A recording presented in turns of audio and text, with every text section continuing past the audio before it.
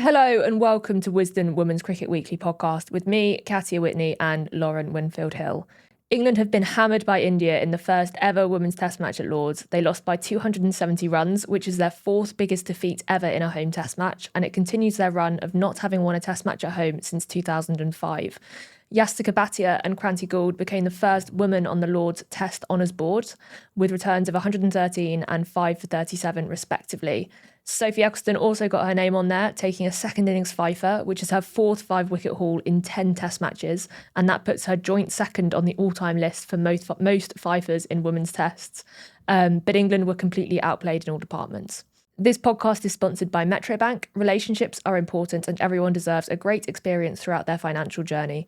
Metro Bank's service is built upon human connection and real long-standing relationships. Whether it's face-to-face, over the phone, online or in the app, speak to Metro Bank about your personal business or banking needs. This is relationship banking. Alongside the test, Heather Knight also announced her retirement from international cricket, bringing to a close her 16-year career and going out as an indisputable great of English women's cricket on and off the field. Lauren, so much has happened in the week since we last did an episode together. So Tammy Beaumont also announced her retirement, which feels about a month ago now, even though it was actually less than a week ago. As a bit of a structure for this episode, myself and Lauren are going to review the test matches and Beaumont and Knight's retirements in part 1. And then in part 2, we're going to be joined by an absolute all-time great and leader of Australia's most dominant era, Meg Lanning, who's going to be talking about her international career, continuing to play franchise cricket, leadership and her experience in the T20 Blast as we gear up for finals day this weekend. Right, Lauren, women's test match, first ever women's test at Lords. I think it kind of played out exactly how we thought it would. So without trying to make excuses or downgrade India's win in any way, because they played some brilliant cricket, England had 4 days in between the first day of that test and the T20 World Cup final, while India had a couple of days of prep at Wormsley before starting to build up to Lords. And they also have a decent record in recent test cricket. So they played a test match earlier this year, while England played their last one 18 months ago. From an English perspective, I think the disappointing thing is the margin of loss rather than the loss itself. What do you think? Yeah, I think so. I think it was a proper drumming, wasn't it? And I think India are pretty good at test cricket. And I think the reason why is because they generally, the way in which they train and approach, like they have long net sessions, they do things they hold skills for longer. I think there's a tendency over here and sometimes a little bit in Australia and other countries. I mean, there's obviously players who sit outside of that who love mammoth net sessions. But I do think that you speak to your Jemmies, your Smritis, those kind of players, like they'll train and they will bat for 2 or 3 hours. Like that is sort of the Indian, like when we go on a pre-season tour over there, you bat for 4 or 5 hours. That is the nature of the tour. So I think that I do think they're pretty good at test cricket because of that. But yeah, it was the nature of it. It was an absolute hammering. Is it surprising? Probably not. Like, I just felt really sorry for the girls actually after the World Cup final to then even in the presses after that and the media after that is like, oh, there's a test match at Lords. It's like, oh my gosh. Even Farron, I remember watching it on the on comms and she was like, oh my God, I can't think about doing a test match, like even from a commentary perspective, because it's been so full on with the World Cup.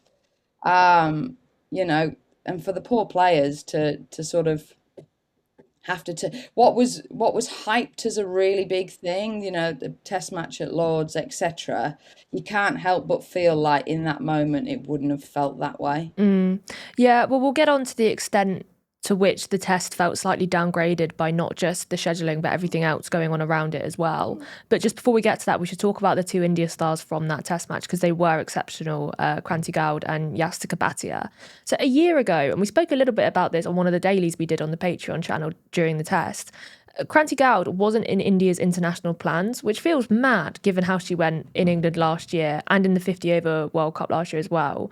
We saw her in Test cricket at the WACA earlier this year, where she was really, really good.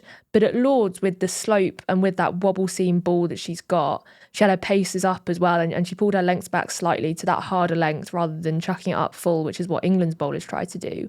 She was incredibly effective. I'm thinking of the Alice Capsey wicket as well, where the ball just kind of held its line and then took her off stump out. What makes that kind of bowling so hard to face? Well, I think I always find seam bowling a lot harder to face than swing bowling. Swing bowling is, you sort of see it from the hand. You can have quite a good method against, there's very few who swing it both ways in the women's game. Obviously, there is people who can, but I just think it's a lot like if you think about it from a reactions point of view, like you see movement very early, so you're basically tracking it from the crease all the way to you. Like you can see that through the air. Like a seam that where it pitches and reacts is like it's such a short space reaction time. And to nip either way is so much harder to play because the reaction time is so much shorter, and you don't know whether it's going to go away or in. So I always find that seam bowling is much harder to face than swing bowling. Um, and she got that right, didn't she, Cranty? She got the seam nice and upright, and she got it to nip around and, like I say, use that slope beautifully. But it is so much harder. What I would say is I don't think England's method was great at times. I know they did a piece on like inception points in terms of the Indian batters versus the English batters. If you're worried about I always think with seam bowling, the biggest threat is not necessarily the one that nips away or holds its line. The biggest threat is the nip back, that wobble ball delivery where your bowled and LBWs become, big threats. I always think like, what's the best method to combat the biggest threat? And I'm not sure England had great method against that, whether it be like you bat a long way out your crease or you bat outside off stump. So if it nips back, then you're outside the line.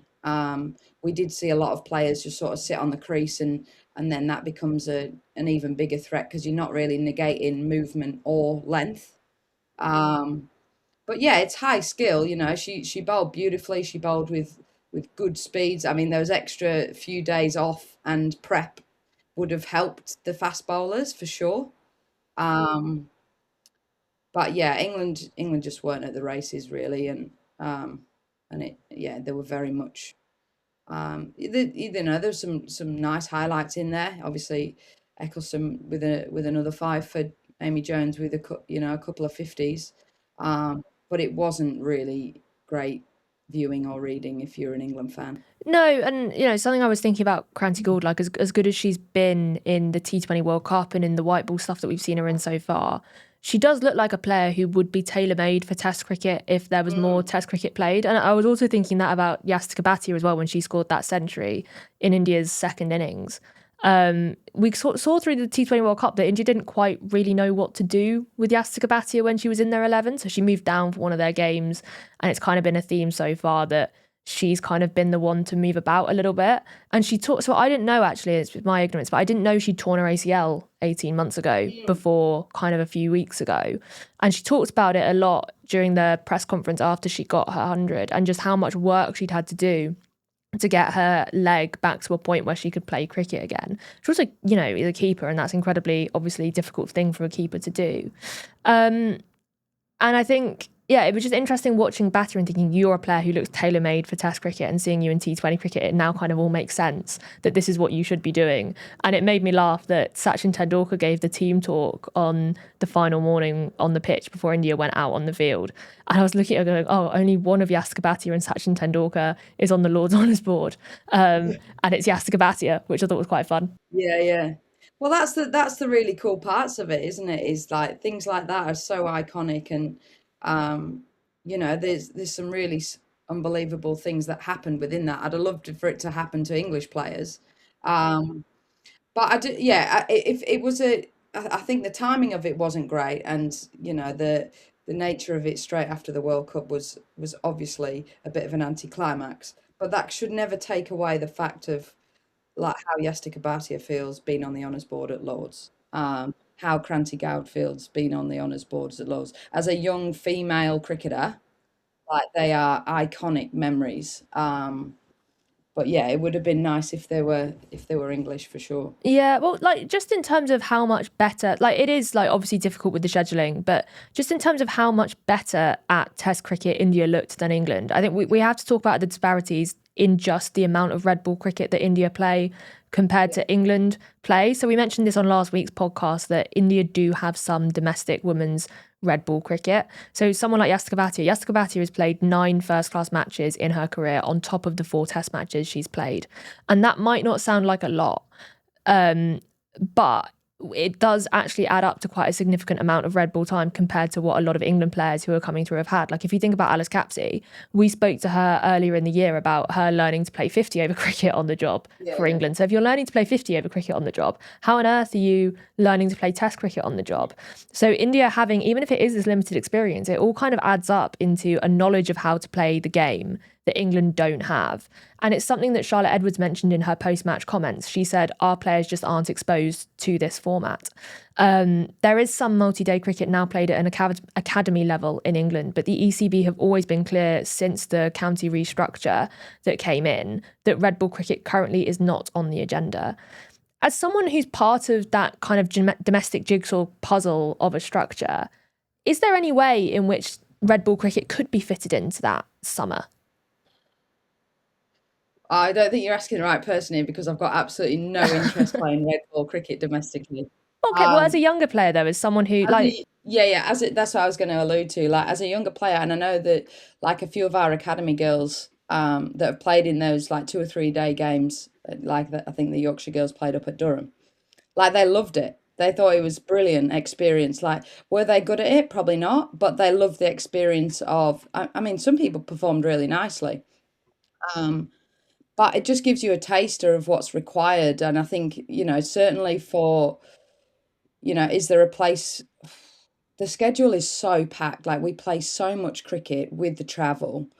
I don't know when they'd fit it in. Um, could you play 2 day cricket, where like declaration cricket? Potentially, that could be a way in. Trying to get 4 day cricket in, where it's not just like a token. Like, what's the benefit of playing one 4 day game a year? Really, I think if you're going to do it, you'd probably need to have like 2 or 3 fixtures. Um, and it's difficult to get in. It's like what your priorities are in terms of like, okay, so for argument's sake, like if we're playing the 100, we play the T20 Blast, we play 50 over cricket. If we'd have won the World Cup in the T20 format of the game, would people care about how shit we are at Test cricket?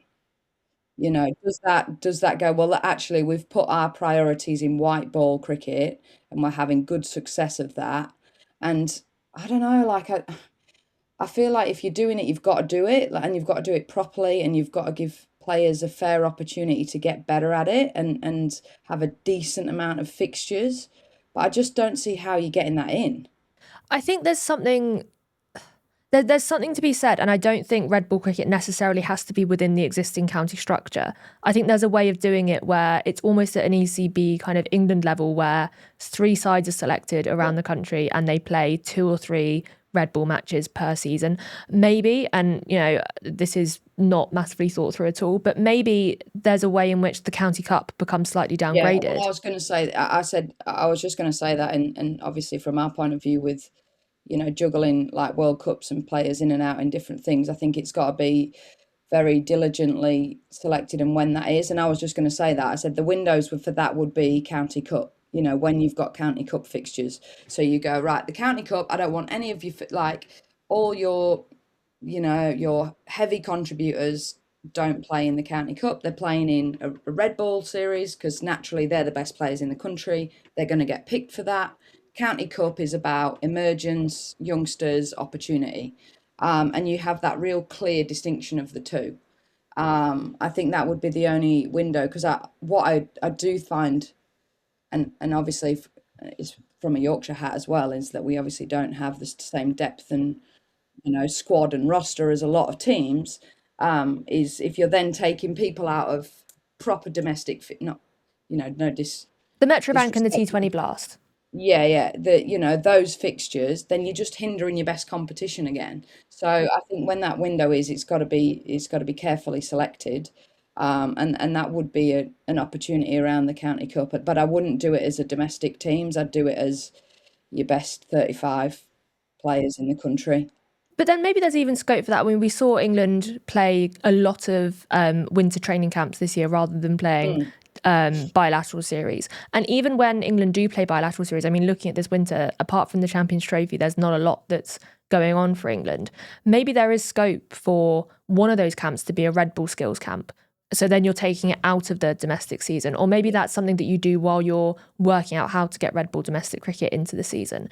But I do think it's becoming more important that, like, one thing that has kind of interested me about, I mean, more than one thing, but one thing that's interested me in the aftermath of this test match is I'd actually never heard people talk about getting Red Bull domestic cricket with an urgency that I have in the last kind of few days. Like, we've previously talked about it around tests of like, oh, we should play more Red Bull cricket. But there seems to be a bit more focus on it after. Maybe it's the scale of this test defeat. Maybe it's the spectacle of it being played at Lords. I don't know. But there does feel a bit more kind of impetus behind calls for domestic Red Bull cricket. We heard Heather Knight call for it after the game as well. And I think the spectacle of it being played, of the test being played at Lords, and how clearly England did not know how to go about playing that format, really did shine a light on it, that these players basically never play it. And one thing for me is, with women's test cricket, you either play it or you don't. And right now we're doing neither, is how it feels for me. We're neither playing it and we are playing it at the same time, if that makes sense. Yeah, and I'll really defend the players on this as well. Is like, you're absolutely on a hiding to nothing.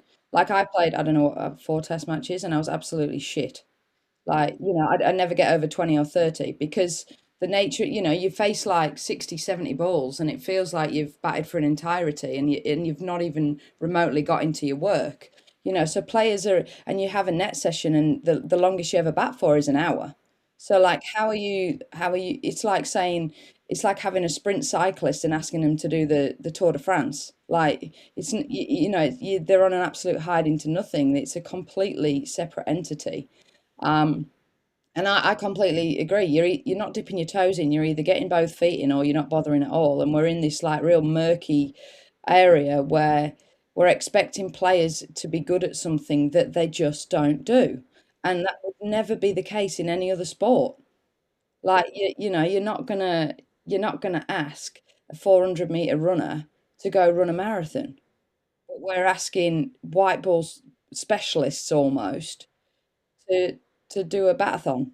Like, it's not going to happen. And the reason why India are good and like at it is, and I firmly believe, is because their training methods are endurance, like their endurance repetitive skills sessions that will last 2 or 3 hours. And in England, the training methods aren't like that, because why would there be? Because we never play Test cricket. And I think the other bit to that is, if you're gonna put value on red ball cricket, which I don't, like I said, personally, I've got no interest in doing that. Clearly, I'm at the back end of my career. I don't want to stand in a field for 3 or 4 days and snick off after 20 runs, like like I have done in every other Test match I've played.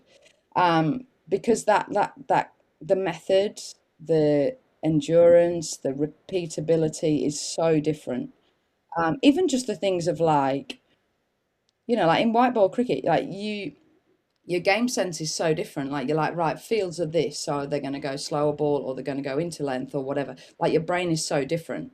Like, it's opportunity wired. It's where the fifth gap is wired. Like, it's so different in Test cricket when you have a big cordon and loads of space. And the method and the mindset is so different, and it has to be, like anything, it has to be trained and used to be good. And I think the other important note is, like, if you look at Ashes series, the weight of the Test match is Yeah. huge, and the problem that we've had consistently, probably highlight, the Ashes obviously over in Australia, but even more so the Ashes in England, is like the white ball stuff has been toe to toe to a degree. Not last time. Crucially, not last time. Not last time, but there has been more of a wrestle. Yeah. And the test match has been a flogging, and the point system is so weighted towards that it's like it becomes like trying to shovel shit uphill, especially depending on where the test match is in that series. So if you want a genuine stab at winning the Ashes, then the test match is so important. Well, that's what. So Charlotte Edwards said that as well after the match, that over the next 8 months, because there is an Ashes here next summer, that 4-day skills is something they're going to have to prioritise. What that means, I don't know. Whether it is stuff like training camps or whether it is in their own kind of preparations they throw in a red ball net. I really don't know. Yeah. But we've also advocated on here for more multi-points format series to give Yeah. when they do play these one-off test matches. They've got one scheduled against the West Indies in less than a year's time, for example. There's also one in the pipeline against South Africa, to give those test matches more meaning beyond being just a one-off showcase event. And at the end of the day, that is what the Lord's test match felt like. It's brilliant that there was this first women's test at Lord's, but it was a one-off event showcase. And if you're going to have more multi-points format series, maybe in the future, you are going to have to think about how you play test cricket in that if you want to win any of them. Yeah, 100%. And I think there's a market for, like we've spoken about this before, do I think there's an opportunity internationally in a market to add a test match into a multi-format series? Yeah, I do. We've spoken about that. Is it harder at domestic level? Yes, it is harder, but I think you can manipulate international environments, training camps, whatever it might be, multi-format series.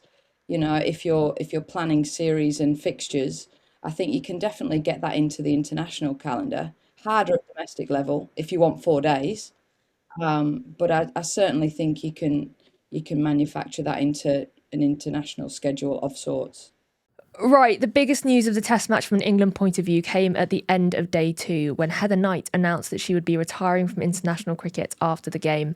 It's something we've thought has been coming for quite some time, particularly given the new role she's about to take up with London Spirit as a non-playing role. But I think I guess it was still quite a gut-wrenching moment to say goodbye to someone who's done so much good for women's cricket in England and across the world. She's been playing since 2010. At a personal level, I can't actually remember England playing before Heather Knight played. Lauren, how can you sum up her impact on the game? I can't really. I knew it was coming, but I was just so sad, and I just think, gosh, like the impact that she's had on all people in that changing room, like the people that are the senior players, but then the youngsters, how she's carried herself as England captain, probably more impressively how she's played and carried herself since losing the captaincy, or relinquishing the captaincy, whatever you want to call it. Yeah, just such a loss. I think it's almost like it sometimes is a bit of a bitter taste. I know the test match wasn't the end that she would have wanted because she's actually one of few people who are very good at test cricket. But like I thought she had she was in player of the tournament. She was one of the players in the team of the tournament in the World Cup. I thought she had a great World Cup, and I just think the hole's going to be huge. Like as a senior player, as a world class performer, as someone who's just dug England out of holes on and off the field, like just what a solid, consistent human and player, really. That's evolved with the times, like she's just, yeah, there's a massive, I think my message to her when I saw the announcement was just, no. And that was it. Yeah, well, genuinely, like I think the loss is like, so we were talking, if you look at it entirely from playing point of view from a first bit, when we were talking before the T20 World Cup about who might miss out in that batting lineup, and it looked like before that Taunton innings it could be Knight, we both said the person that you want digging you out of a hole if you're in a bad situation is Heather Knight. There's no one else apart from maybe Natsua Brunt that you would want to come in that situation. And losing that is an incredible kind of, you can replace the runs in a way when inevitably a player does come in who has that ability to score runs, but it's the personality in that situation and the grittiness to come in and dig you out of a situation. So you can have that as the on-field loss, but then there's also the loss of her as a stateswoman for the game. She's advocated for so many important issues throughout her career. She talks about the work she's done with the PCA to advocate for professionalism and increases in pay.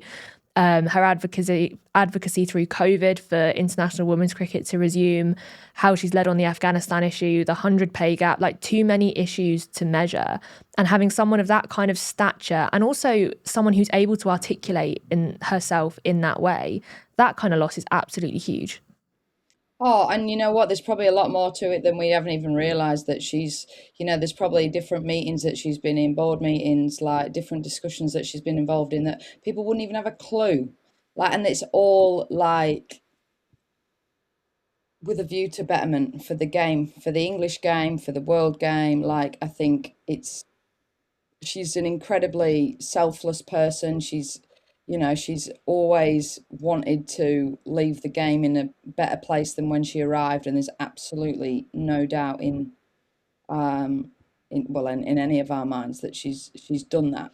But just going back to like the grittiness and stuff as well is like you can't bottle that up. You can't, like, people are either good at that or not good at that. You're either hardened or you're not hardened. And Heather Knight is hardened. Like, if there were, when England were in the shit, and you can talk about England in the shit off field, on field, the global game, like when there is trouble in paradise, Heather Knight is stood up on the field, off the field. She has been a leader in those situations, hands down. And I think sometimes as well, it's like, and we're probably guilty of that sometimes when we're talking about like whether she should have been playing, or, is she the one that's replaceable in that T20 team? And you think about all the razzmatazz, you think about the people who hit 200 strike rate and do all do all these incredible things, or this like freakish bit of fielding, because that's the highlights reel, isn't it?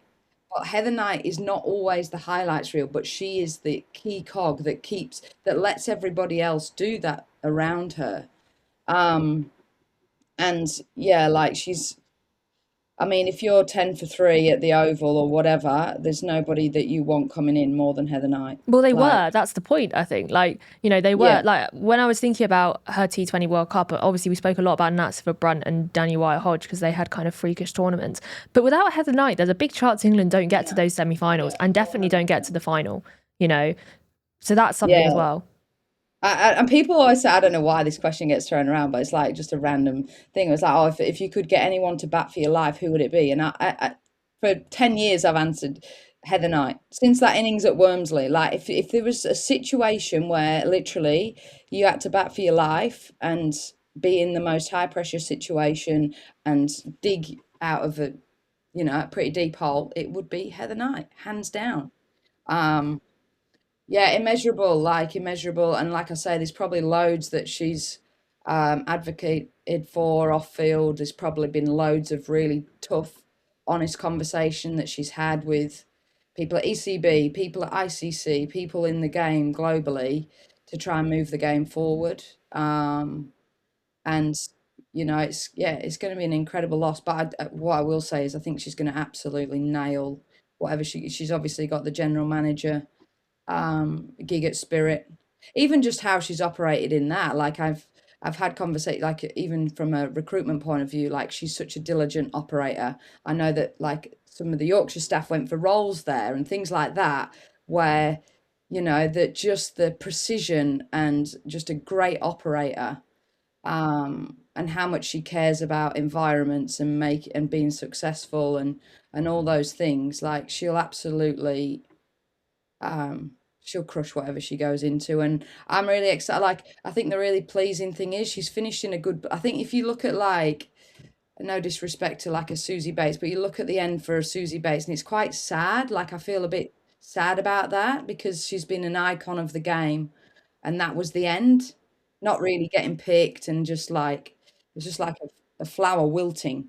Whereas I think of Heather, and I think, yeah, she would have liked to have got a few more runs in the Test match, but she played beautifully in the World Cup. She showed that she's still good enough at that level. She's gone out when she's in a good place. It's important to note that she said from international cricket as well. Like, I don't know if she's going to continue, whether she go Big Bash or WPL, or she's obviously not playing in the 100. But we've assumed, but we don't know. Like, we may still see her play in some competitions.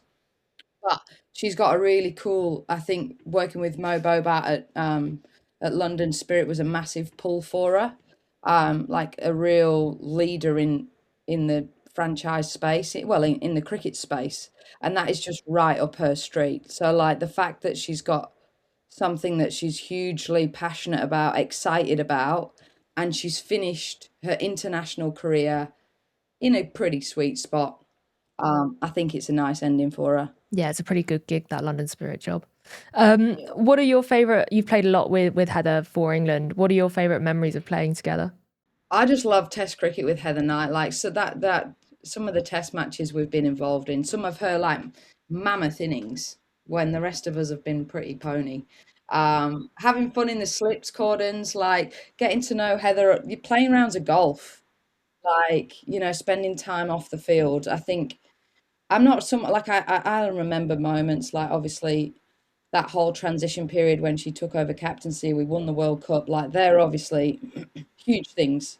You don't forget winning World Cups, but like it's a little bit similar to like speaking to Meg, where the persona versus the person. Like I've loved getting to know Heather off the field when she lets her guard down. Shitbag Shelley, I think Nat threw her under the bus with that. Like, when she lets her hair down when she's on the golf course, when you go for coffee, those sorts of memories where it's the person, not the persona. And yeah, just a such a solid human being. Do you know where Shitbag Shelley came from? Because that's Heather Knight's alter ego for people that Yeah, don't it's know. like the Lydia Greenway. It's like the alter egos from Jenny Gunn, Lydia Greenway era. They all had like, and it's like you're on field and you're really like hardworking, and Heather's so like she's like military. She's so diligent, and then you get a couple of beers into her, and shitbag Shelley comes out, and she's a little pest. Um, and just lets her hair down, And I think that's it. It definitely came from the era before us because they all had these. Like Jenny Gunn's was Val. She was like Valerie when she let her hair down. But yeah, like obviously some of her innings of and you always remember them. Like I've played in a lot of games with Heather, and she's had some massively iconic moments, hundreds, double hundreds. Um, but I always just think like it's the times that you spend with the actual person that's the really cool bit. Well, we should say that Heather Knight is not the only big retirement that's happening this summer. So obviously Tammy Beaumont, of course, retired from international cricket as well during that game. The Guard of Honour from India was weird, by the way, for Tammy Beaumont's final innings. So for those who didn't see it, normally I think you're supposed to do the Guard of Honour when someone walks onto the field, especially if they're an opening batter. But India didn't do that. And then obviously in her last innings, Beaumont got a golden duck, which, less than ideal. And then India were kind of, first of all, Kranti Gowd has to get stopped from celebrating in Beaumont's face by Yastika Bhatia. And then India are kind of trying to delay her walking off the pitch so they can form this Guard of Honour. And I was thinking, in my book, that almost counts as a send-off, to be honest, rather than a Guard of Honour. But yeah, it's very weird. So you've got two absolute titans of the game retiring from international cricket now, but also at an ECB management level. Claire Connor, so managing director of women's cricket, is outgoing. Jonathan Finch, England women's performance director. Beth Barrett-Wild, who was the tournament director of the T20 World Cup, but also director of the women's professional game, and oversaw the transition of the county structure over the last kind of 2 years or so. They've all been at the ECB for an extremely long time. I mean, talking about Claire Connor playing back in, an extremely long time. But this is a hugely transitional period for England that's going on in terms of key personnel moving on, off and on the field. It's really important to get this next phase, whatever that might look like, right. I mean, you've got so much cricket coming up. You've got the Champions Trophy, you've got the Ashes, you've got World Cup, Olympics, everything. This is a really important moment for English women's cricket. Yeah, it's huge. It's not surprising. Like some of those people have been in post for a long time, and the game has evolved massively. The game is holistically in a really good place in England for sure. With domestic structures, with the 100, whatever.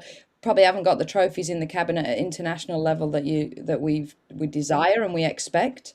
But there's always change at some level after, another tournament that you don't get what you came for, basically.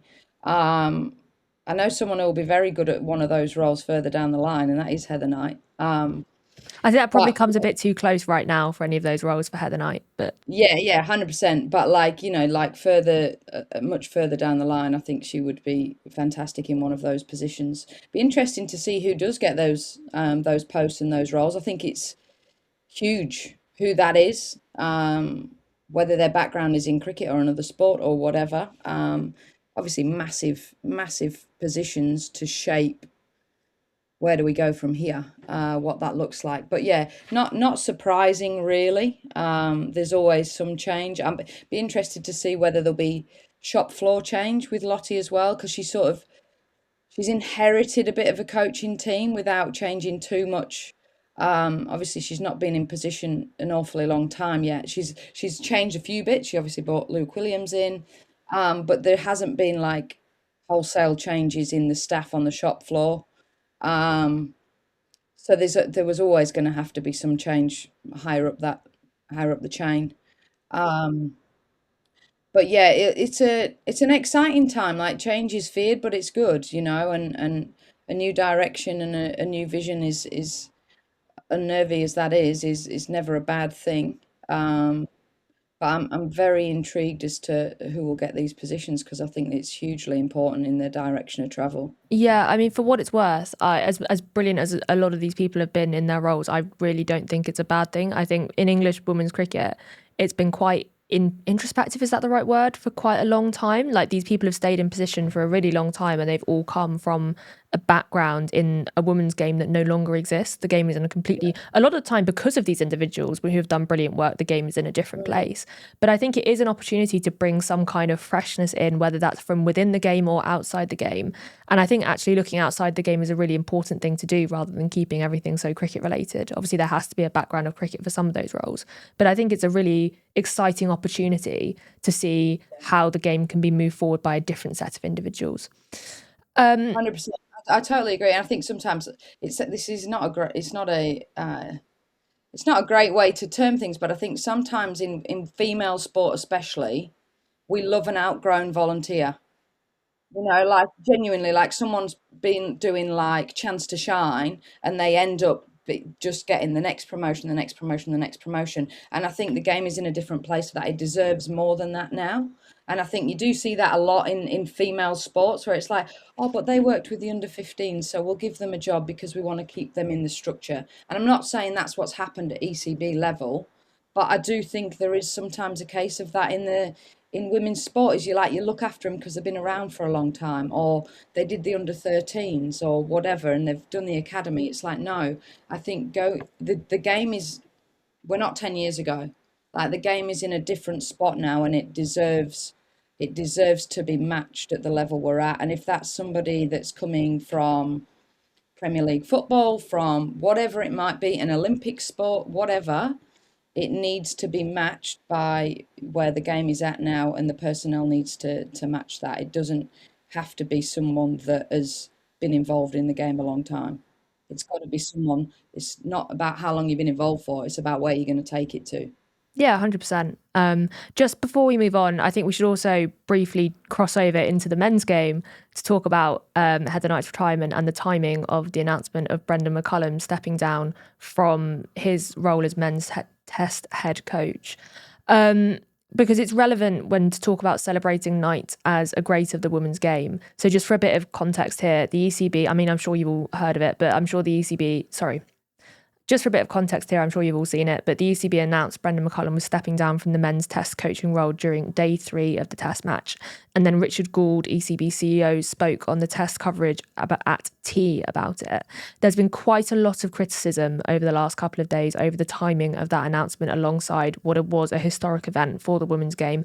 And also since Heather Knight announced her retirement, just on timelines, Heather Knight had literally just finished her final innings in an England shirt, and then half of the press box left, including me, because, when you're covering cricket as a whole and you're the only person kind of on staff during that day, you kind of have to go where the news story is. And having seen Heather Knight's last innings, you then have to go and talk to Richard Gould in an ECB boardroom at Lord's while that test match is playing out. And so Gould did address some of that criticism. To give the ECB some kind of license on this, I do think, we know there was some complication over the timing of that announcement, given that we think that a journalist had that story in Australia and whether that announcement was related to the timing of that other journalist having the story. I think the point is more around the scheduling of the test match at Lord's alongside a lot of men's cricket. And also just that I think there's a lack of goodwill around the psychodrama that's been going on around the men's side this summer and how much it has actually impacted the women's stuff. So the Stokes retirement, which again, out of the ECB's control, came during the last day of the T20 World Cup group stages. The build up to the T20 World Cup was the week where the Stokes Wrexham incident happened. So there was a lot going on in that build-up week that overshadowed the T20 World Cup. And I think it was more than kind of a criticism of the exact timing of that announcement by the ECB. I think it reflects kind of being a bit fed up with kind of what's been overshadowing the women's game over a marquee summer. Yeah, I think so, and I think it's just, I think it's how much attention gets paid to those things rather than, like we said, the scheduling of the test match. Yeah, it does feel like it was a box ticking. It was an opportunity to play a test match at Lords, and then we'll tick that off and say we've hosted that. But I do think, sometimes you got to look at the whole thing. You can't just be like a news story in the men's game. We've got to get that out now. It's like, okay, well, what else is going on in the women's world? And that's not always. I know there was even around the Stokes announcement, like there was a lot of scrutiny and question marks over even the fact of doing that in the middle of a test match with them putting that out. And it's just like there's got to be. It's just this subconscious bias, like it's not at the forefront of people's minds, women's cricket. Like that is just the reality of it is, our subconscious bias is always to male, what's going on in male sports, and the women's is an afterthought. And it's just a really disappointing example of where that's happened again. I feel sorry for Hartley as well. I saw something, and she's had a lot of scrutiny on the back of that and a lot of hate. Yeah, and I feel so like terribly sorry for her because she's got 100% valid point. And because she's a female sticking up for female like environments and it's like people just absolutely hammer her. But like in sport, in society, there is a subconscious bias towards the male side of the game. It's a work in progress. And sometimes you trip up and it highlights where we're still falling short. And this is another just a disappointing example of, yeah, like I completely agree. Like the whole build up to the World Cup, the test match, like Heather Knight, like one of the most iconic players the game's ever seen. She's captained England for many, many years. She won a World Cup, and her final test match has been tarnished by Baz getting axed. Like, it's just disrespectful to me. Yeah. Right, before we get Meg Lanning in, this episode is brought to you by Roasting Party Coffee. If you've spent any time around a cricket dressing room recently, you'll know coffee has become just as much a part of the game as the tea break once was. Whether it's before play, during a rain delay, or after a long day in the field, those coffee moments have become part of the ritual. That's exactly what Roasting Party is all about. They believe great coffee should be seriously tasty, welcoming, and never intimidating. Their mission is simple: to make the small moments in your day just that much more enjoyable. If you'd like to experience it for yourself, head to the Roasting Party website and use code WISDON15 for 15% off your order.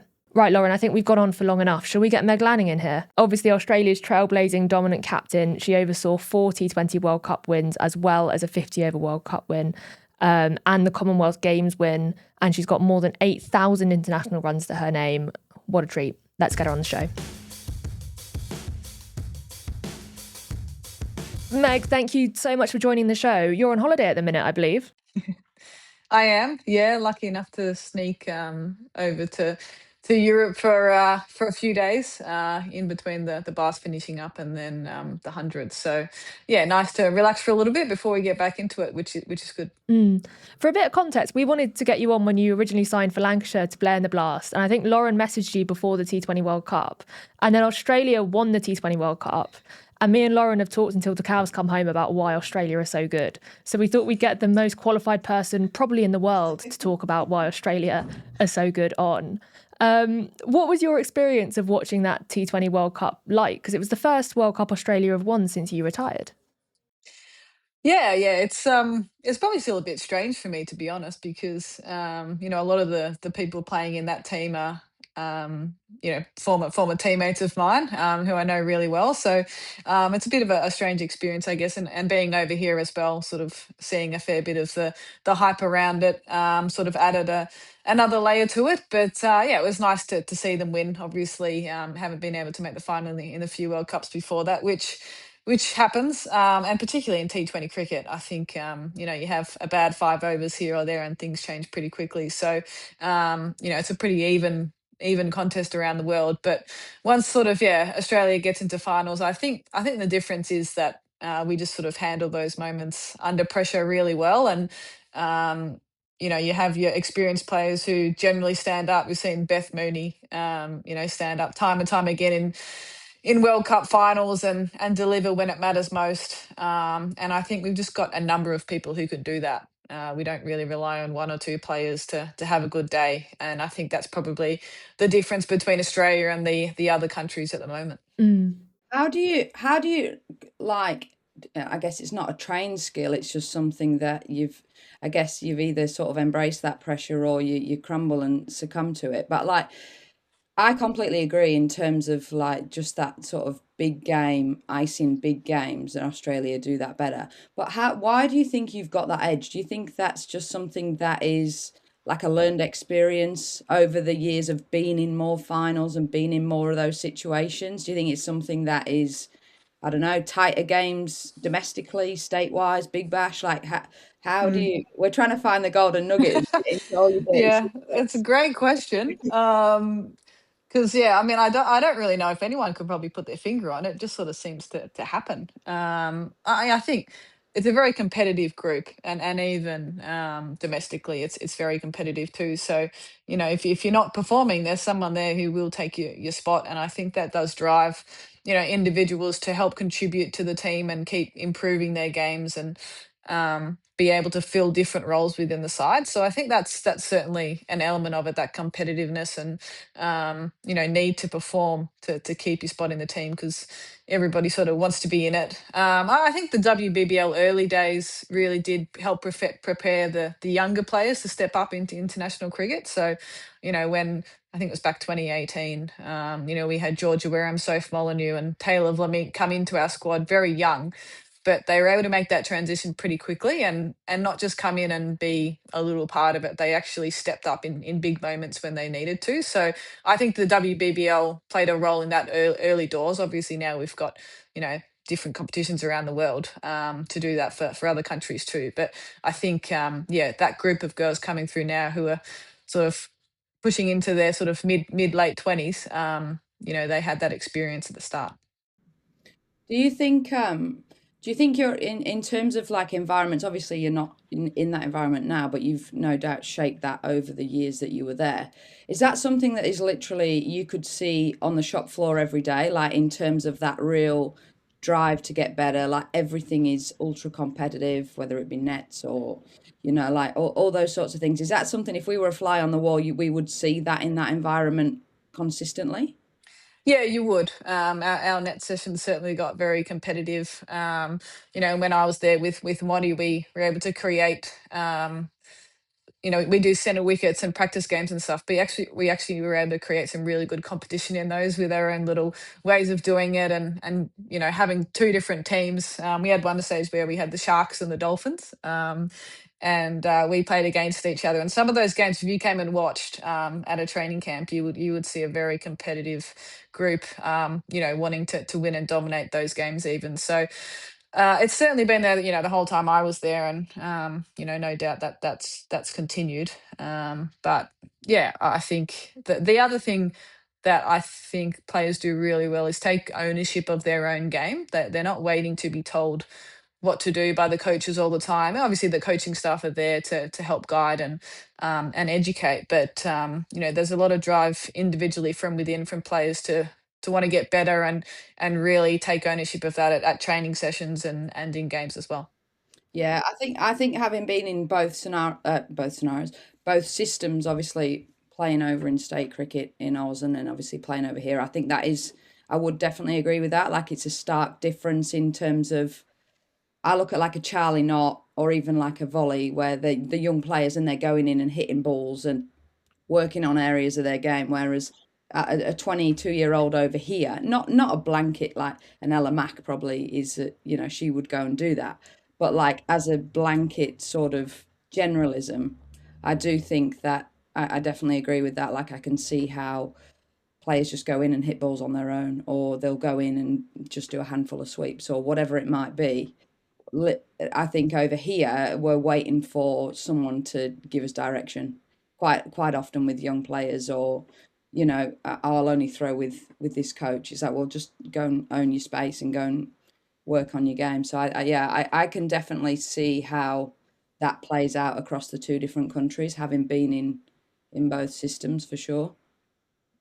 Yeah. Meg, what's your experience of being in both systems? Because you've been playing in the T20 Blast for Lancashire. I believe this is the first time you've played county cricket over here. You've played 100 before. What's your experience of the Blast setup been like?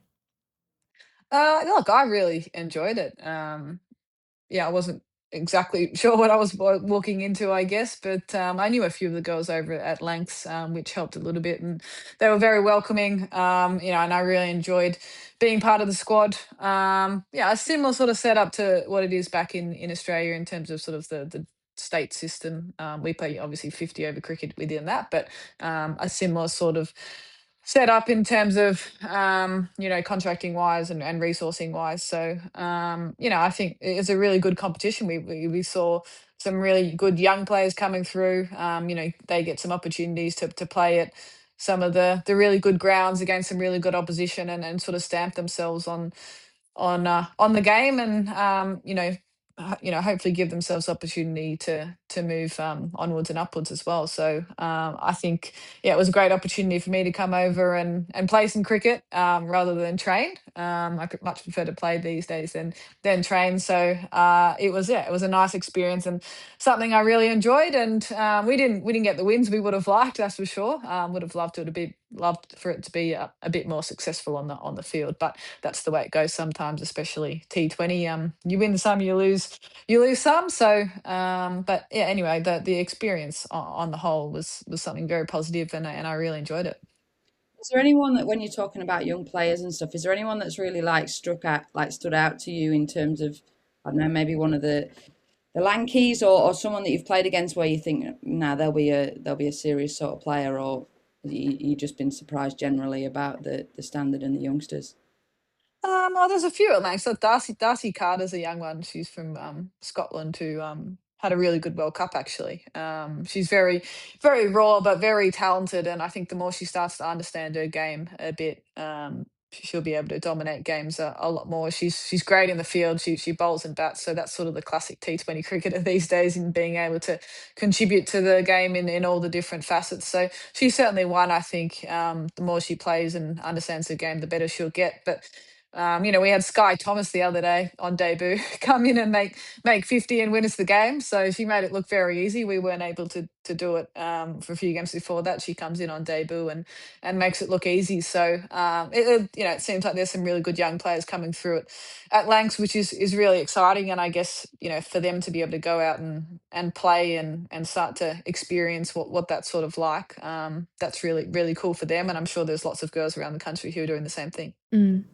What's it like being around with the youngsters at Lancashire? Because we had Kate Cross on the podcast before the start of the season, and she said that because she spent so much time away with England, she felt like a lot of the younger ones at Lancashire were a bit scared of her, a bit intimidated by her because of the role she's played for England. And I was thinking, I can't imagine you've got Kate Cross coming back in, and now you've got Meg Lanning coming back in. If you're scared of Kate Cross, you're going to be terrified. Yeah, me and Kate felt like we were babysitting sometimes throughout the season. We feel quite old when you come up with most of the girls who are sort of 18 to 21. I mean, we had Venus with us, who's 16, I think, and Sky, who debuted, was 16 as well. So yeah, it makes us feel very old. But I guess that's another exciting part of being involved in competitions like this, is to be able to play with different people, and hopefully I wasn't too scary. I know sometimes I come across that way, but I'm not that scary once you get to know me. So yeah, hopefully the girls enjoyed having me around. But yeah, it's pretty different these days. Same back in Australia, like a lot of the girls are so young, and they go about things differently. And that's a good thing, I think. There's different ways to go about it. They bring sort of a fresh perspective on things. So yeah, they do some things and prepare in certain ways that I'm a bit like, oh, not sure about that, but it's a good learning experience to see how they go about it, because it's certainly different now, but yeah, it's good and sort of very refreshing, I guess. Yeah, do you think that that's almost, obviously, from coming away from international cricket and going more down the, I guess, like the franchise and the county state sort of stuff? Do you think the different like, obviously it's so different now, where you spent all your time with the Aussie team, like, it was very different back then versus what it's like now. Do you think those, like, constant changes in environment, personnel, young players, do you think that's actually helped you sort of stay fresh and excited and keep going and keep staying at the level that you're at? Yeah, 100%.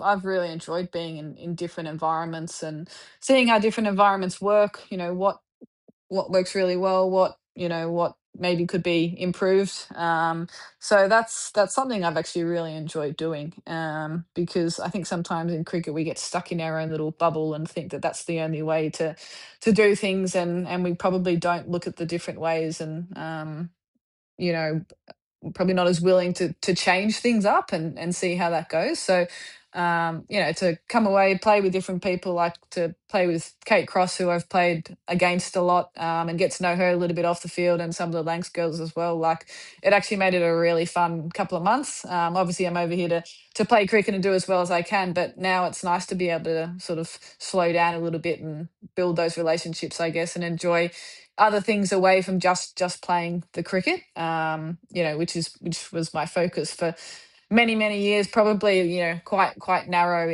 in that way, which I really enjoyed and wanted to do. But now I guess, yeah, I get to have the best of both worlds in some respect, like still play cricket. I'm still super competitive, want to win, want to contribute to the teams that I play in, but I can sort of be a little bit more relaxed and off the field, try and enjoy it as much as I can, and see all the different environments and get to know new people.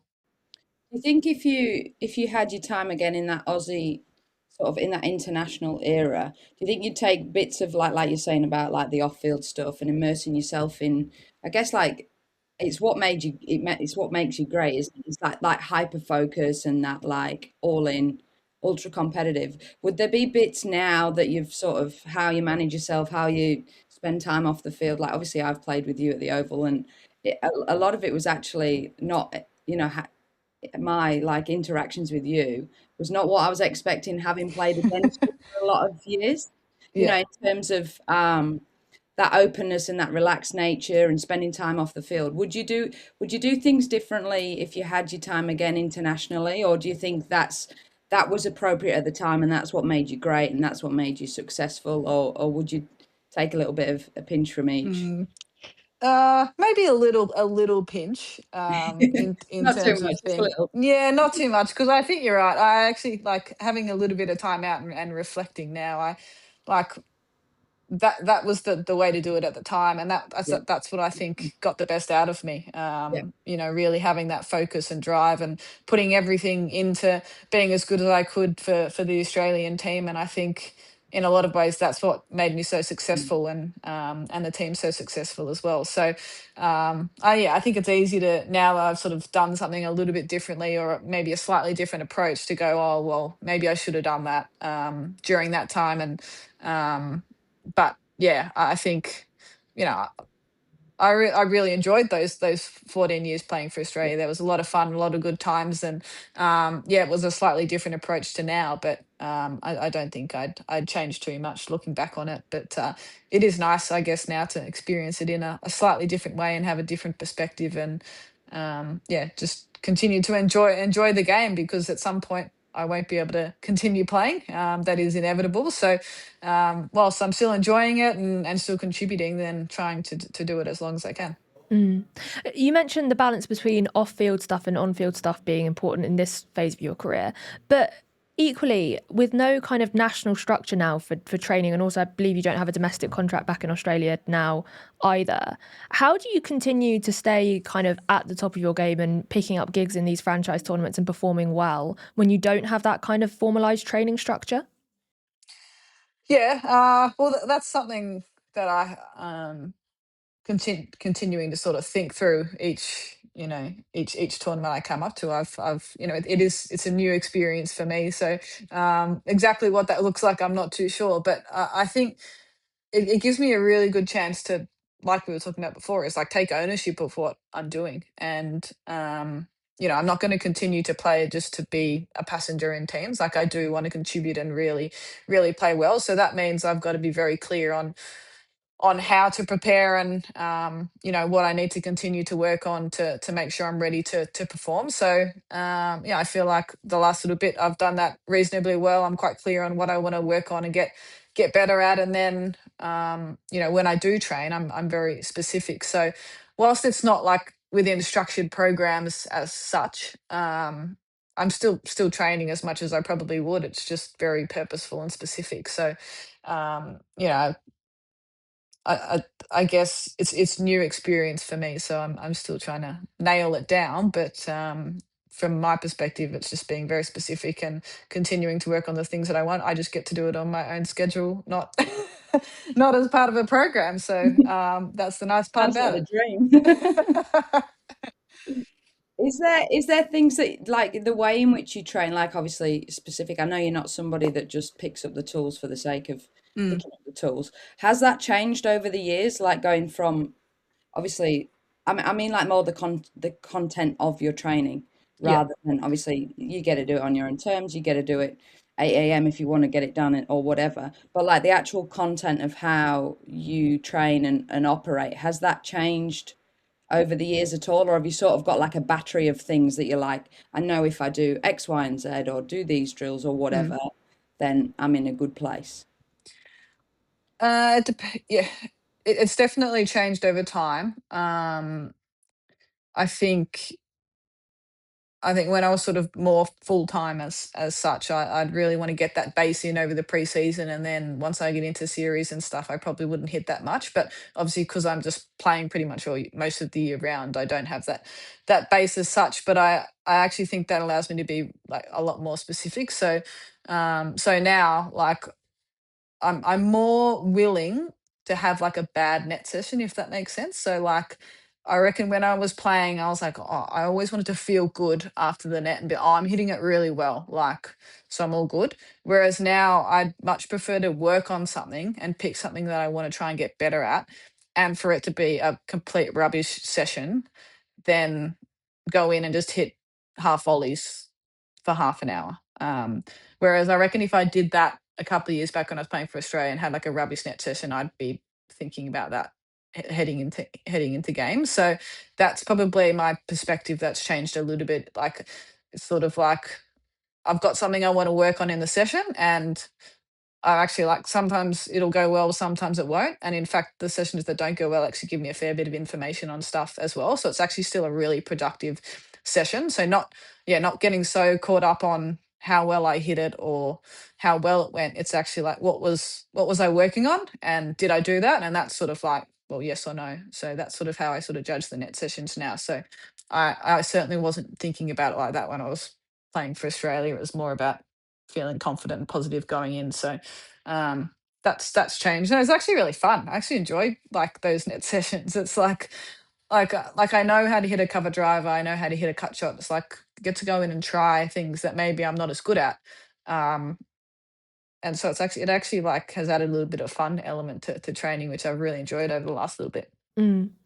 Do you think, so the mindset shift you're kind of talking about with training and playing since retirement, do you think because you came into the Australia setup so young, you almost didn't have a chance to develop those kind of softer skills of mindset and approach to training before you came into that national setup? Yeah, maybe. I guess coming in as a young player, you sort of just go with the flow a little bit, and sort of whatever the structure is in there, you sort of go with. And I had a lot of really good senior players in there as well, so you sort of learn a fair bit off them. So you sort of you go with what sort of others are doing a lot, because that seems to be working, and especially at a really young age when you haven't quite nailed down what works for you, which takes time. You can't sort of skip that step. You got to sort of try all the different ways of doing things, and then sort of land on some things that you feel comfortable with. So that was the early phases of my career, which I think would be quite common with a lot of players coming in. And then as you learn and as you experience different things, you work out what works for you, and then you sort of hold on to those things, I guess. So yeah, I think that's all just part of your career and journey. I don't know what you think, Loz, but like what I was doing when I was 18 compared to now, compared to 25, very, very different. But you don't know what you don't know. You got to go through all those stages to get to that point. So yeah, like it's easier for us to sit here and go look at some of the young kids coming through and be like what's happening. But it's like you got to let them go a little bit. And again, it doesn't mean it's wrong or right. Everyone does things differently. So sort of yeah, it just evolves over time, I think. We talk a lot now about the Australia dressing room and people like Beth Mooney and younger players coming through into that environment. What was it like for you coming through into a dressing room full of like greats of the game back when you came through?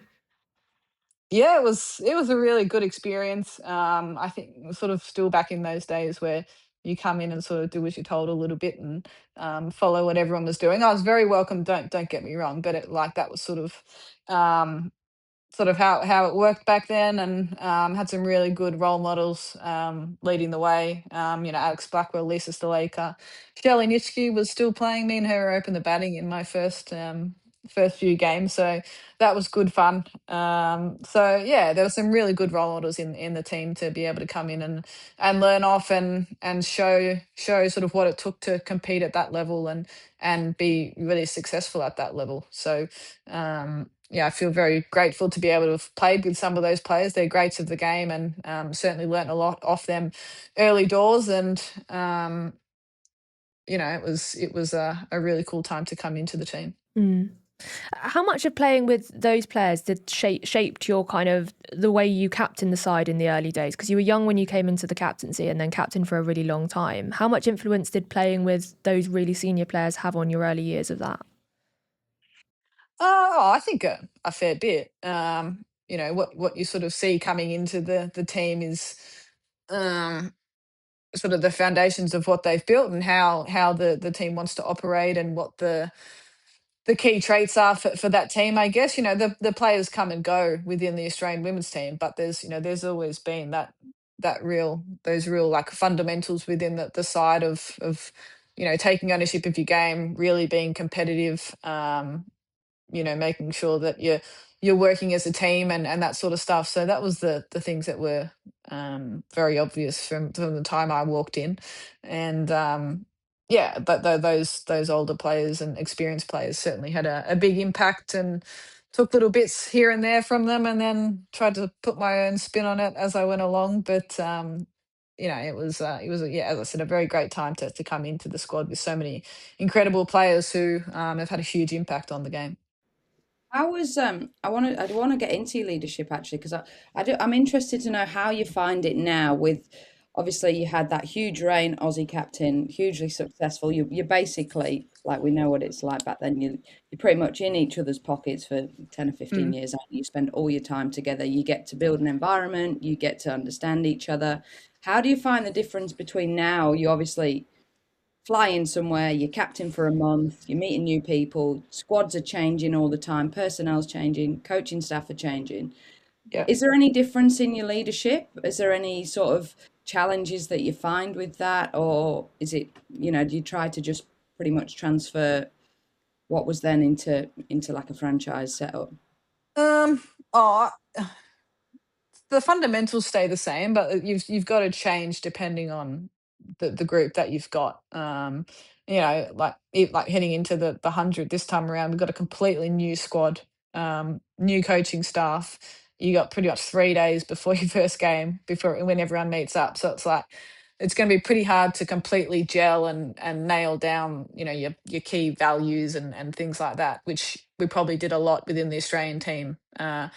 Because you've got a lot of time to build those in, and you understand the personalities within the group and how they work and how to get the best out of them. So that's probably the key difference, is that you just don't have the time in franchise cricket to be able to do that. So I think, for me, it's always been about how can I get the best out of the people around me. So that doesn't change whether it was for Australia or for the Manchester Super Giants coming up. Like, that's still going to be my philosophy, is like, how can I help people to play at their best and enjoy themselves within the environment? So that's basically the philosophy that I've got going into the tournament, and then sort of just got to slightly adapt within that, on and how you do that depending on the team that you've got, the personalities that you've got. So yeah, it's very different, coming in and out. It presents different challenges, which actually I'm looking forward to trying to sort of navigate those, and try and be as successful as you can. Sort of, every team this time around's in the same boat. So, I think we'll blink and there'll be 3 or 4 games gone in the 100. So you got to try and make sure that you find a way to win those first few games, and gel as a team as well as you can, very quickly. So it's going to provide a really good challenge for me as a leader to try and bring that all together, which I'm excited by. Do you find that you lean on people more in franchise cricket than maybe what you did? I mean, obviously at Australia you have advice, and you pretty much Yeah. you guys are, driving the bus, aren't you? Do you feel like you lean on people a bit more in franchise cricket, whether it be like other overseas or coaching staff, or especially I think of something like the WPL, especially where Mm. a lot of the domestic players you wouldn't know at all. Yeah. Yeah, do you feel like you lean on people a bit more in those spaces than you maybe did it at Oz? Yeah, absolutely. And I think it's just about like identifying what people's strengths are, and like where they can actually add value, in areas that maybe I'm not as good at. So I think, you want to try and create that environment that's enjoyable and fun. So it's like, who are the characters that we can really bring that out with, and sort of letting them run with it. I don't think as a captain in franchise cricket you can be like in charge of everything and across everything. I actually think delegating and letting people take control of certain areas, is a good way to go about it, and that's, I'm really keen to be able to do that, because yeah, it's just impossible to do. And I think, when there are people within the group who feel like they're really contributing and helping to lead the side as well. I think that's when you get the best out of people, and that's when people come along for the ride a little bit more, when they feel like they've got a say, I guess, in how things are running, rather than me just standing up there telling them what to do, because I certainly don't know everything, and other people have got different strengths. So I think that's really important, to try and work out what they are, and how you can use them as best you can. Mm. Just talking. Sorry, Katya, I'm on a roll now. No, I'm just listening. Talking about you, I feel like I hear a lot of people, like, especially when you finished up with the Aussie stuff, and people always talk about key strengths as a captain, as a player, etc. In your actual own opinion, what do you think your sort of key strengths are as a captain and as a player, and what are maybe, when you talk about then of some areas that aren't naturally your fit, what do Mm. you think your biggest sort of blind spots are? Yeah, yeah. Yeah, well, up blind spots. It's funny. I always used to do like 360-degree reviews and stuff like that on your Mm, personality. yeah. And I was always very low on empathy. That was always very low, and I was like, oh, every time. That sounds like a horrible review process to go through. It's yeah, Yeah, yeah. I could have told them. It just kept coming back the same it's like a results. So I'm mirror. just like, you don't even need to do it.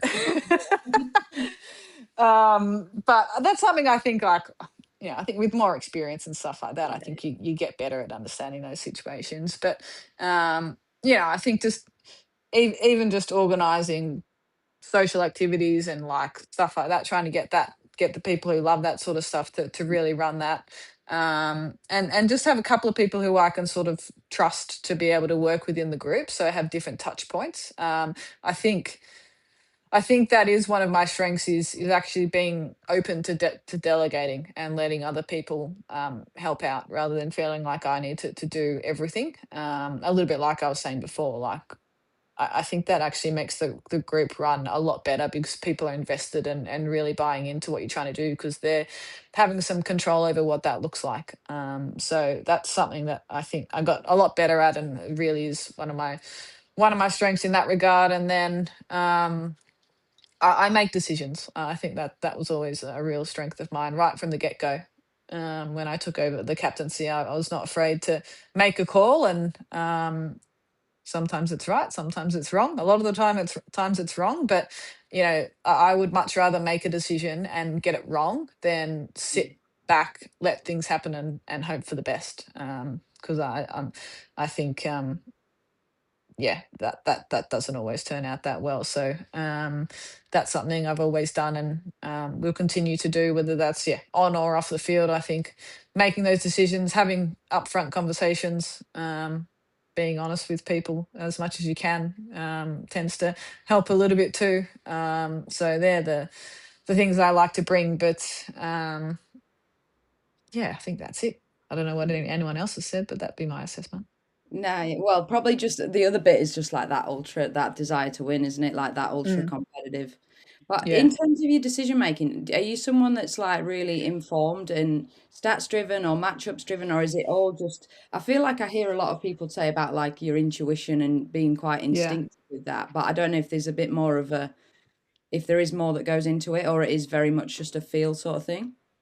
There's a little bit of planning. But I learnt pretty early on, especially in T20 cricket, that whenever you come up with these grand plans, they never happen how that you think they will. And right from the get go, like you'll have this plan, and then first over something will happen, and it'll go out the window. So I learnt pretty early on that you can't rely on just having the plan.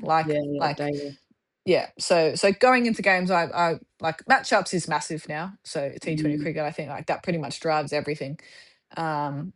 In terms of the opposition, I think, as in terms of the team I'm with and I'm captaining, like I want to understand what our strengths are and how we work, and like the art is like balancing like what your team's good at whilst getting the matchups right, if that makes sense. Because I think sometimes you can be too driven by matchups, and that actually you forget to play the game that's in front of you. So I think that's what makes a good captain, is the ones who can sort of have that data in the background, but still be able to manage the game when as it's playing out. And as I said before, like I get it wrong a lot, but that's sort of just the game. You sort of got to go along with that. So I do my prep. I understand what the matchups are, what the data says, but I'm not huge on it. It doesn't drive everything. I'd much rather go with gut feel and how the game's playing out in front of you, because it just changes so quickly, and you can't plan for everything. And I think if you do that, you sort of you blink and the 20 overs is gone, and you probably haven't been able to make an imprint on the game. I don't want to linger on it too much, but you just harking back to the empathy point you mentioned a couple of minutes ago. Is that something that you've consciously worked on in terms of developing that kind of more empathetic side of your character around the cricket that you play now? Well, it's something I've been mindful of, and I think it probably just came down to me being a little bit more open with people around me. Like I was obviously like, and still am in a lot of respects, like quite a private person, and trying, keep my cards very close to my chest. But I think you sort of work out that if you can be a little bit more open and honest and upfront, and actually around things that aren't going well, or you haven't done as well as you would have liked, then I think that sort of opens the door a little bit more, and can just helps to sort of build those connections and relationships a little bit better, which I think is where sort of like that empathy sort of grows from. So that's probably been something that I've had to consciously think about, but then you're able to actually get to know people better, and even just coming over here with the Lancs girls, who I didn't really know a lot, but like you're able to spend time with them, and actually when you give a little bit of yourself, I think that's when it starts to go really well. So that's probably been the part that I've sort of been a little bit more open to. You don't have to tell your whole life story to everybody, but I think just giving a little bit, you get a bit back. And does that come into a managing your mental health point of view as well? You've spoken before about the mental health difficulties you had around your retirement. In terms of like developing as a kind of, I don't want to say developing as a person because that makes me sound like a psychoanalyst, but in terms of your development as a person, is that This something? is not therapy. Yeah, but in terms of going forward, like as someone who is like in a transitional period where you're still playing cricket but with an eye to the future, is that something that you found important? Oh yeah, definitely. Like talking to people helps things, whether it's cricket or non-cricket. I think sometimes just being able to get it out of your own head can be quite helpful. And there's this you also find a lot of common ground with people as well. Like especially within cricket, you can everything looks sort of really good on the surface and everything's going well, but there's always little things bubbling away. So you certainly find some common ground when you have more conversations around that sort of stuff. So it's all part of sort of a learning experience for me. Like as you said, so I'm like looking ahead once I finish playing, whenever that is, like working out what that looks like for me and what I want to do. But I think wherever you go, like being able to talk to people and have conversations is going to be part of it. So I've sort of it's been nice, I guess, just to be able to speak to people on a slightly different level, I guess, and give a little bit of the thoughts that are going on inside, rather than trying to keep it all in and then pretend like everything's all sweet, because there's ups and downs with everybody, I think. Yeah, and I think like obviously from our experience playing together as well, I think it's always important to note like I think with you, Meg, it's like it's the person versus the persona as well. And I think because of how you operated as a captain and how successful you are, there's always that like persona bit that people are, Yeah. it's like, oh, it's Meg Lanning and it's got to be perfect and it's, she's this icon of the game. But I think I definitely can vouch for our time together in the 100, where it's like, okay, the persona versus the person is not always the same. And like I Yeah. know that we bantered in the changing rooms of, if you're in this team, you're giving us all of you, just like having the banter on the bus. And I was really like not surprised, because I think Mm, how people come across on field or whatever mm, is not always the case behind the scenes. But mm, yeah, I certainly saw that side of you in terms of just opening yourself up a little bit more to yeah. embracing new people. And like I say, just Mm, I think there is sometimes that persona of any great athlete, really. And you've sort of almost got to keep that guard up. But when you just drop it a little bit, that's when like the good stuff happens, and the new friendships and relationships and environments and everything sort of form. And I don't know, like I don't know what you were like before that, but mm. I've certainly seen that from sharing a dressing room with you. Yeah, and I think like for me, it's like separating those two as well. So it's like on the field, I actually think as a leader, it's really important that you stay pretty level and you don't necessarily ride the highs and lows of the game, because your team sort of feeds off that energy. So I think especially in T20, when there's so much happening, like trying to stay pretty level and calm is actually, I think it's really important, because I think as soon as people think you're panicking as skipper, like that's when it goes downhill pretty quick. Yeah, yeah, Yeah. So I actually think like like in my opinion, like as a leader, like that's actually sort of what's required in a lot of aspects. But then obviously off the field, I don't need to I don't need to keep that, like yeah, that's yeah, and pretend like. So I guess it's just sort of allowing myself to separate the two, I think is probably something I've gotten better at yeah. over the last few years. Mm. But do you think almost that persona was in a way helpful over the kind of Australia period? Because regardless of Australia just being better than everyone else and winning everything, it kind of, from an English perspective anyway, created this quite scary kind of persona of the Australian team of being so focused on winning. Yeah. I think I wouldn't change that, like that in terms of how I went about it. Like um that was what worked. That was the best way I yeah, I didn't really think about that, to be honest. That was just how I operated. And yeah, I think it had a really big say in how successful we were as a team and how successful I was, I guess, within it. So yeah, I think it just shows that like over time things change, and it really depends on the environment, the circumstances, as to what works and what doesn't. You can't captain in one way across all these different teams. Like, yes, some things will stay the same, but times change, people change, the context of things change. So you've got to be able to slightly adapt and make sure that it fits the group that you're working with at the time. Yeah, and I think the other thing is like the landscape's changed completely, isn't it? Yeah. In terms of like nobody got an insight into what anybody else was like off the field, and it's like actually that really served the purpose at the time. Like I remember being, I think it was in South Africa, and almost being in a lift. I think I was in a lift with you, and there was just us two, and I was like, "Fucking hell, I feel so intimidated." Like I'm like, "Hi," but it was almost like it served a purpose in that rivalry and that like cauldron of international cricket. Now, if you like, say for example, if we were playing against each other now, and I'd shared a changing room with you in the 100, and I know, more so of the person rather than the persona, it's not going to be the same. But at the Yeah. time, it was totally relevant and totally gave you and the Aussies an edge, 100%. But Yeah. dressing rooms have changed so much now because there's so much more sharing going on of yourself as a cricketer, as how you prepare what you do.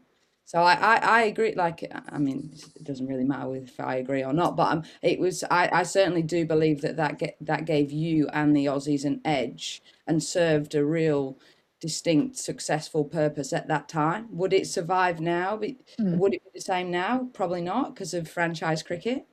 But at the time, it was, like you say, it was so relevant, and and I think sometimes as well, like, you can flex as much as you want as a captain, as a player, as a person, but who you are and that competitive beast, or that calm, that edge, that guarded, or cards close to your chest, like sometimes that's just ingrained in who you are, and it's never Yeah. going to flex beyond to some other place. But yeah, I definitely reckon it served its purpose at the time, and it was where the game was at and what made you so successful.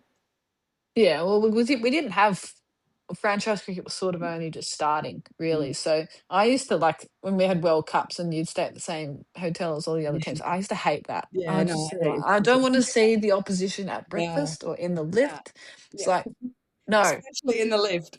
yeah, yeah. So like, if I had to go down to the lift, I would have my like blinkers on, like in a Yeah, zone. So that's probably what happened when yeah, yeah, no, we. same.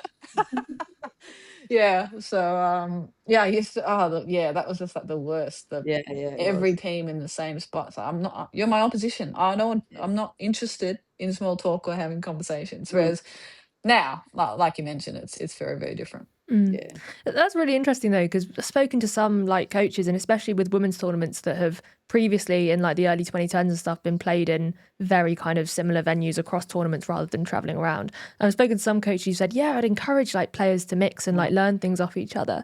But it's interesting hearing you say that you really, really didn't like that, and that you kind of took the Ashes 2005 approach of like, now I'm not talking to you. Yeah, well, yeah, it wasn't a conscious thing, that was just how I just found it really weird, awkward, like, I don't know, yeah, I was just like, "You're my opposition, I'm not here to socialize." yeah, Some people did, it wasn't a rule as such for the group, like, if yeah. people wanted to talk, it was fine, it was just that was just the way I did it, but yeah. Yeah, I'm a bit similar. Like I wouldn't. I know everybody shares everything about cricket. It was more like the social awkwardness I Mm, found. It's just like, yeah, the interactions off field, and like mm, it's so funny when you think about it. Like yeah. you just got a cauldron of people that are playing like A really heated, important heated tournament. games against each other Yeah. that sat next to each other. It's like it's quite a weird Yeah. situation Yeah. when you think about it. Yeah. Yeah. Well, so on the field then, who do you think was the best player you played against in international cricket? Ooh, the best player I played against. Sri Lanka's Wami was Mm, one of the best, like, just she was just a different type of bowler to, like, because of her height and the trajectory of the ball. Super competitive.